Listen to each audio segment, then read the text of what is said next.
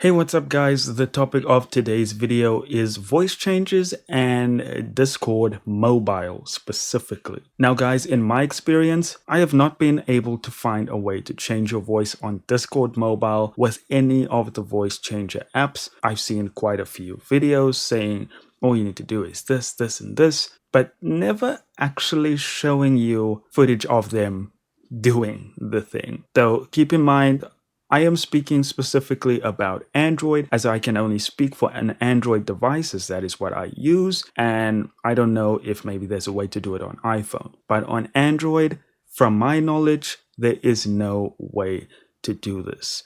So apps like Voices AI and Speechify, there's no way to actually connect them to Discord. Because let's face it, no one wants to import audio files. We want to do a live voice chat.